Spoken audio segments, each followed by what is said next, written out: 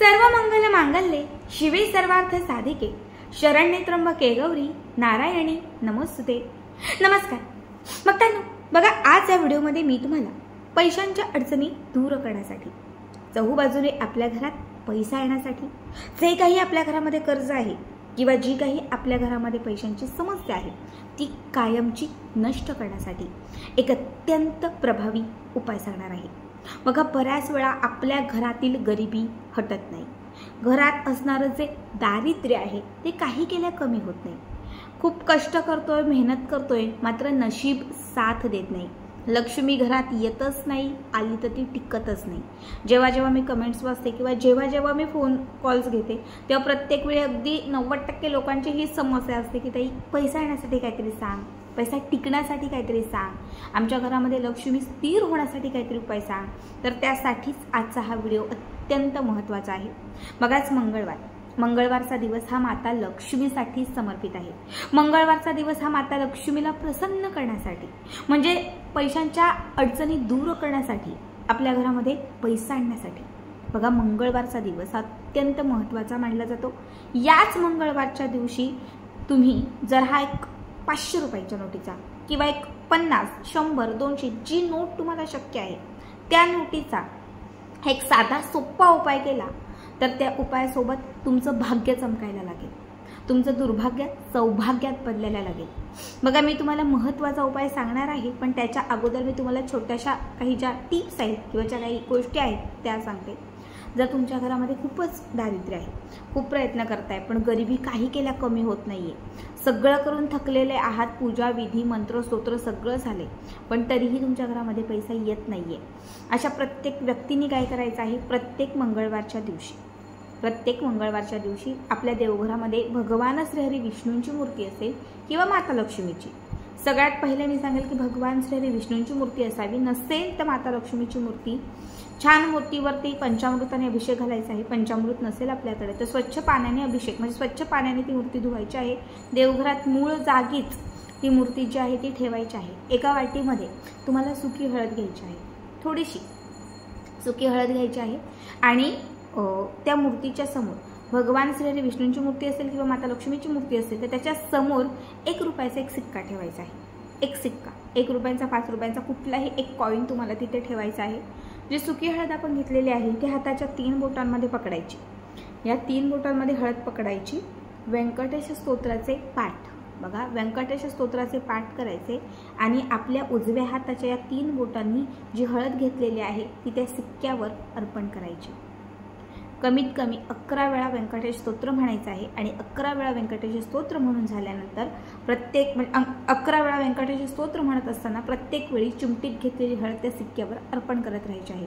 11 वेळा व्यंकटेश स्तोत्र म्हणून झालं की त्याच्यानंतर जेवढी हळद त्या सिक्कावर साठलेली असेल ती सगळी हळद तिथून उचलायची, त्यातली थोडीशी किंचित हळद आपल्या कपाळाच्या मध्यभागी लावायची, थोडीशी हळद आपल्या गळ्याच्या इथे लावायची आणि आपला जो उजवा हात आहे, हा जो उजव्या हाताचा भाग आहे जो शुक्राचा कारक मानला जातो, या भागात थोडीशी ती हळद खासायची आणि राहिलेली हळद आणि तो सिक्का पिवळ्या, लाल किंवा हिरव्या रंगाच्या कापडामध्ये बांधायचा आणि मंगळवारपासून ही हळद आणि तो सिक्का आपल्या कपाटात की आपल्या पैशांच्या पाकिटात ठेवायचा। याने तुमच्या घरामध्ये पैसा येत सुद्धा जाईल आणि असलेला पैसा जो आहे तो टिकून सुद्धा राहील, शुक्र मजबूत होईल, गुरुचा प्रभाव चांगला राहील, ज्यामुळे ग्रहांची काही म्हणजे अस्थिर स्थिती असेल तर ती सुद्धा स्थिर होईल आणि तुमच्या ज्या काही पैशांच्या वाटा आहेत त्या मोकळ्या होतील। दुसरी गोष्ट म्हणजे बघा, मंगळवारच्या दिवशी आणि शुक्रवारच्या दिवशी कर्ज काढू नये। असं म्हटलं जातं की मंगळवार आणि शुक्रवारी काढलेलं जे कर्ज आहे ते सहसा कधी फिटत नाही, म्हणून या 2 दिवशी चुकूनही पैसे आपल्याला कर्ज स्वरूप काढायचे नाहीत। शिवाय कोणी तुमच्याकडनं उसने पैसे मागायला आलं किंवा कोणीही तुम्हाला कितीही सांगितलं की मला पैसे पाहिजेत, गरज आहे, तुम्ही एरवी कुठल्याही दिवशी द्या पण मंगळवार आणि शुक्रवारच्या दिवशी कुणालाही पैसे उसने सुद्धा द्यायचे नाही। आता तिसरी जी गोष्ट आहे ती आहे आपल्या घरामध्ये असणारी नकारात्मकता आणि आपल्या घरामध्ये असणाऱ्या दारिद्र्याचा नाश करण्यासाठी। मंगळवारच्या दिवशी काय करायचं, एक छोटी प्लेट किंवा एक छोटा ग्लास घ्यायचा, त्याच्यामध्ये 2 तुरटीचे खडे घालायचे, एक घातलं तरी चालेल। बघा, 1 किंवा 2 तुरटीचे खडे घालायचे ग्लासमध्ये, त्यात थोडंसं पाणी घालायचं, त्या पाण्यामध्ये थोडंसं गोमूत्र घालायचं, एक अर्धा झाकण गंगाजल घालायचं आणि अर्धा चमचा हळद घालायची। एक तीर्थ बनवून घ्यायचं. बनवलेलं तीर्थ मंगळवारच्या दिवशी सकाळ, दुपार, संध्याकाळ कुठल्याही वेळात आपल्या घरातल्या 4 कोपऱ्यांना शिंपडून घराच्या मुख्य प्रवेशद्वाराच्या समोर, प्रवेशद्वाराच्या वरती आणि प्रवेशद्वाराच्या थोड्याशा आतल्या भागात शिंपडायचं. प्रत्येक मंगळवारी हे तीर्थ तुम्ही शिंपडलात कमीत कमी 3 महिने तुमच्या घरामध्ये कणभर सुद्धा दारिद्र्य राहणार नाही. तुमच्या घरामध्ये कधीच गरिबी येणार नाही. बघा, या छोट्या छोट्या गोष्टी खूप महत्त्वाच्या आहेत. आता मी तुम्हाला महत्त्वाचा उपाय सांगते. महत्त्वाच्या या उपायासाठी तुम्हाला लागणार आहे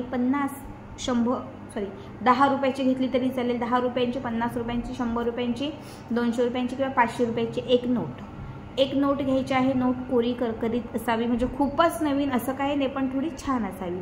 जी नोट आपण घेतलेली आहे त्या नोटीवरती कुठे काही लिहिलेलं नसावं किंवा तिला काही चिकनपट्टी वगैरे असं काही लावलेलं नसावं, फाटलेली तुटलेली नसावी. छान नोट घ्यायची आहे. नोटीला आतून बाहेरून दोनही बाजूने तुम्हाला सुगंधी अत्तर लावायचं आहे. हिना, गुलाब कुठलेही तुमच्याकडे जे असेल ते थोडं स्प्रेड करा आणि त्या नोटीला चोळा. ठीक आहे. बघा, आता ही अत्तर लावलेली जी नोट आहे त्या नोटीच्या वरती तुम्हाला हिरव्या रंगाच्या किंवा लाल रंगाच्या पेनाने एक राऊंड काढायचं, म्हणजे गोल काढायचा आहे. छान एक गोल काढून घ्यायचा, सर्कल ज्याला म्हणतो. हे सर्कल काढून कुठेही मागून पुढून जिथे तुम्हाला जमेल, जिथे तुम्हाला सर्कल काढायचं असेल तिथे तुम्ही काढा. फक्त नोटीवरती एक सर्कल काढायचा आहे आणि त्या सर्कलमध्ये तुम्हाला फक्त एकच शब्द लिहायचा आहे, तो आहे धनप्राप्ती. धनप्राप्ती हा एकच शब्द लिहून झाला की त्याच्यानंतर ही जी नोट आहे ती तुम्हाला माता लक्ष्मीच्या समोर, माता लक्ष्मीची मूर्ती, फोटो जे काही असेल तर त्याच्या समोर आपल्याला ही जी नोट आहे ती ठेवून द्यायची आहे. त्यानंतर त्या नोटीच्या वरती जिथे आपण धनप्राप्ती लिहिलेलं आहे तिथे थोडंसं हळदी कुंकू अर्पण करायचं. थोडंसं हळद, थोडंसं कुंकू, थोड्याशा अक्षता अर्पण करायच्या आणि त्याच्यानंतर तिथे एक लवंग ठेवायचं. फूलवालं जे लवंग असतं हे फूलवालं लवंग ठेवायचं आणि त्याच्यानंतर आपल्याला थोडीशी दालचिनीची पावडर घ्यायची आहे. बघा, दालचिनी पावडर जी माता लक्ष्मीला अट्रॅक्ट करण्यासाठी, माता लक्ष्मीला प्रसन्न करण्यासाठी अत्यंत महत्त्वाची मानली जाते. हीच एक चिमूटभर दालचिनीची पावडर घ्यायची आणि तिथे जिथे धनप्राप्ती आपण लिहिलेलं आहे तिथे ही पावडर जी आहे ती आपल्याला स्प्रेड करायची आहे. ठीक आहे.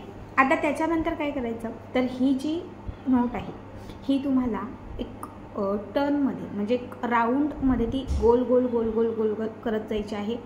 बरोबर तिची गोल एक छान घडी करायची आहे. शेवटी लाल पिवळा धागा किंवा आपण ज्याला मौली धागा म्हणतो, कलावा म्हणतो, हा कलावा किंवा तो मौली धागा जो आहे तो त्या नोटीला व्यवस्थित बांधायचा आहे. म्हणजे त्या धाग्यामध्ये ही नोट घट्ट बांधायची आहे. ठीक आहे. आता ही जी नोट आहे ती तुम्हाला माता लक्ष्मीच्या समोर ठेवायची आहे आणि त्या नोटीमध्ये माता लक्ष्मीला आपली प्रगती होण्यासाठी किंवा आपल्या घरामध्ये पैसा येण्यासाठी प्रार्थना करायची आहे. 5 मिनिटं ही नोट माता लक्ष्मीच्या समोर ठेवून झाल्यानंतर तिथून उचलायची आहे, आपल्या उजव्या हातामध्ये घ्यायची आहे. ही नोट आपल्या उजव्या हातामध्ये घेऊन तुम्हाला 7 वेळा श्री सुक्त म्हणायचं आहे. किती? 7 वेळा श्री सुक्त म्हणायचं. 1 माळ श्री स्वामी समर्थ या मंत्राचा जप करायचा. 1 माळ गायत्री